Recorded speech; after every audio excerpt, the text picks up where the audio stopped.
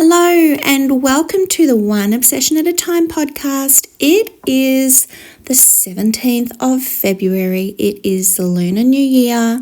There is an eclipse today. I'm a little bit woo-woo. I like to obsess over these things. And I actually thought today was the perfect energetic time to bring back the podcast after what was a really quick and short start and then a big break. So what happened to me in December, you might have heard on one of my previous podcasts that I was just starting to sound a little bit unwell. I was coughing and I got to the point where I just could not record any more podcasts. I had a really sore throat.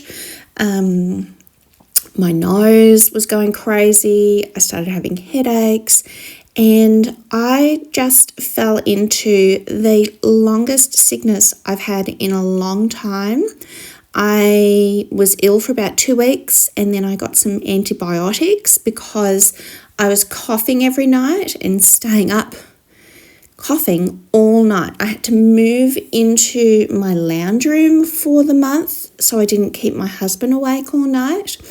And I was unwell right up until Christmas Eve, where I was able to pull it together and wrap some presents. Thank goodness for online shopping because I was too unwell to actually go to the shops. So I gathered my strength. I got it all together for Christmas Day, which was fantastic. And then Boxing Day, I was well enough. We went out for a lovely lunch.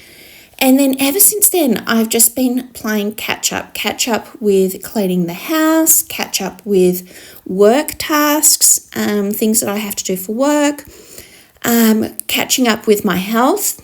Everything has been on pause. I did stop fasting while I was unwell because I was trying to fast to get better and it didn't seem to be working, but honestly I just think I needed some antibiotics. I also I had some sleeping tablets. I thought, yes, I will take those at night time to help me sleep through this cough, and apparently that lowered my immune system even more, so that was not helpful at all. I've just been through the ringer with my health. And that is so not like me, but that is what happened. And to be honest, I really did get off the fasting regime that I had been on that had just been so successful for me. I haven't weighed myself because I don't know what the damage is, but in the last 3 or 4 weeks, I saw some behaviours in myself that made me think I really need to get back into fasting. So a couple of things happened. One was that I noticed my eating window was getting bigger and bigger and bigger. So I certainly wasn't fasting for my 36 hours. I wasn't fasting for 1 meal a day. And towards the end, sometimes I wasn't even fasting past 11 o'clock. That was a real struggle for me. And even worse than the window getting so much bigger was the fact that once I started eating, I was having trouble stopping. And you know what it's like after Christmas. You have all of the chocolates, all of the sweets, all of the gingerbread biscuits, all of that stuff. Anything that was in my house was just not safe. And I thought to myself, where is this behavior coming from? And it come from a few things. It had come from letting my diet really slip into unhealthy eating. Not forgetting that it's also winter here, and it's probably one of the wettest winters that we've had on record. And it has been thoroughly depressing. So my eating has really descended into poor eating. So this week, what have I done? I'm really proud of myself because I've been trying to do this for a while, and this week it is finally stuck. I have turned around my eating so that I am not, oh, hang on, my cat is eating biscuits. Let me just pause for a second. And I'm back. So I found myself starting to binge on food. I just found once I started my eating window, I couldn't stop eating.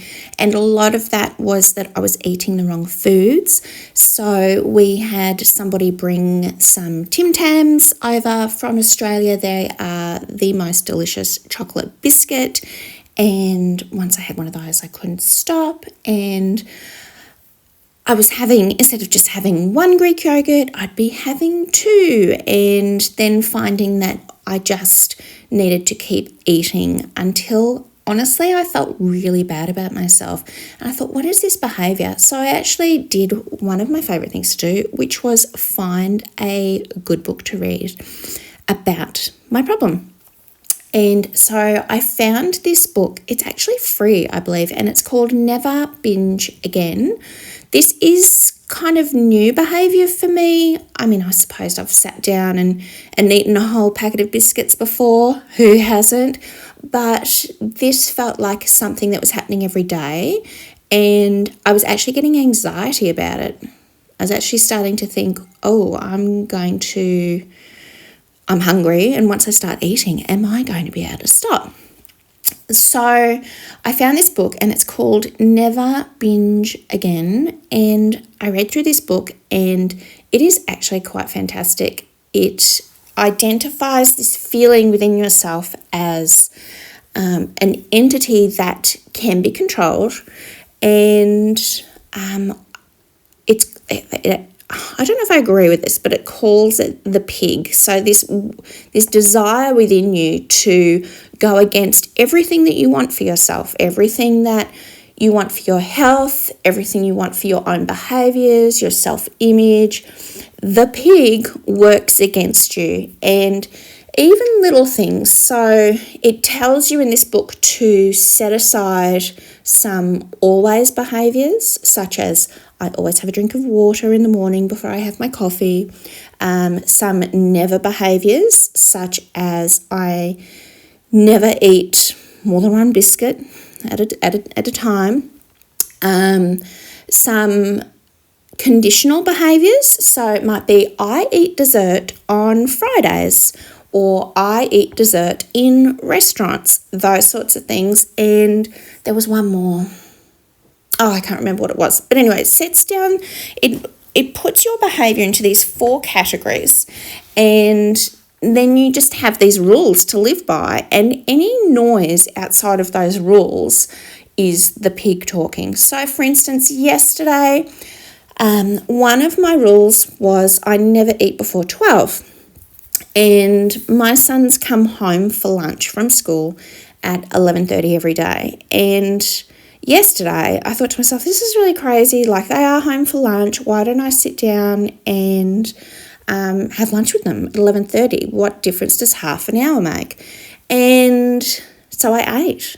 And then this morning, on reflection, I was thinking, if I truly want to get back into my fasting regime, where I are doing my longer fasts every other day instead of eating, at lunchtime or one meal a day on the other days, then eating at 11:30 is actually not in line with that goal. I actually need to be making this eating window a little bit longer. And yeah, it was definitely the pig talking yesterday. So I thought that was really interesting. And today I am really going to be steadfast on my goal. I'm going to meet that 12 o'clock eating window. And I'm going to do that until it sticks and it's comfortable. And then I'm going to extend that window again, just like I did when I was fasting previously, until I get to the window that I want that is going to help me achieve some of my weight loss goals. And so this book, Never Binge Again, was just fantastic. And actually I could see the application across a whole range of things in my life. So for example, I always walk the dog in the morning. I always clean up the kitchen before bed, those sorts of things. So I thought it was a really good behaviour change book, and I did want to come on here and say, if you have struggled to get back into your fasting after the Christmas period, and I mean, obviously I have, because it's now the 17th of February. That's how far off this bandwagon I have fallen. I was sick all of December, and then I indulged at Christmas time, and to be frank, until the last week I have not stopped. It is a fantastic book for you. Never binge again, and I believe it's free, which is fantastic if you just search for that book online. The other thing I have done this week is I have gone back to eating in mostly the Whole30 fashion, which is a program I did many years ago, but it is very effective for finding out which foods agree with you and which ones don't. And then you can also lose some weight from doing that, because of course a lot of the processed foods that we eat are very bad for us. So this week I have focused on whole foods, so that has meant I've broken my fast. Some people can't break their fast with eggs, but I'm actually okay to do that. So I might have had 3 scrambled eggs with lots of salt and some salad. So I just get a bag of salad leaves. I get some pre-chopped up or julienned carrots and beetroot as well from the deli section of our supermarket. And I just make myself a little eggy salad, which actually doesn't sound very good, but it is delicious. And it is full of protein, and it's just whole foods. So I've been working towards doing that. I've set some other food promises as well. So I am not eating chocolate or lollies. Not that I ever ate a lot of lollies, but chocolate for sure, biscuits, cakes, those sorts of things was sort of a free-for-all, and even toast. So I'm back to making sure that if I do have a sweet treat, it is a piece of fruit, or at a stretch, some dried dates, because they're dried and they do have a lot of sugar in them, but they are not processed. So that is really important. Yeah, so I've been cleaning up my eating, which has actually been really good. And I always find, as a consequence of me cleaning up my eating, my entire family cleans up their eating. And so it's just good for everybody. It is good for everybody. So I am working towards doing my fasting again. I still have weight that I would like to lose. And in fact, earlier in the week, I popped the zip on a pair of jeans, and luckily I did it at home. But that was a real eye-opener for me too, because those jeans are actually not even my goal size. They're not the size that I should be. So they're a bigger size, and even those I am busting out of. So that hurts a little bit, and I am going to turn that hurt into motivation to do the right thing. And yeah, so I am back on the fasting bandwagon. I do think that the next month is going to be really focused on my fasting journey again, because I need the accountability of checking in. My voice is back. I have very few excuses, and I need your support as much as you need mine. So let's do this together. Let's start this week by focusing on healthy eating and eliminating some of those bad habits and replacing them with good habits. Like, I think that is one of the keys, is we need to really focus on crafting those good habits so that the bad habits don't sneak in. So that means knowing what I'm going to have to break my fast and having those healthy options on hand. not allowing changes in my routine to break the rules. So if I am going out, so for example, with my sons coming home for lunch and sitting down at 11:30 to eat their lunch, I can do what I used to do, which is I sit down and I have my coffee with them and we still enjoy that family time together. And I'm still keeping my promise to myself to do the right thing by myself and my body, and I'm flexing that willpower muscle, because that's where this is all coming from. The need to really get some discipline in my life around my eating and around just my everyday tasks. So I am hoping that this has been a useful episode for you. Grab that book, Never Binge Again, if you are interested in just some little psychological tricks that you can use to stick to your promises to yourself.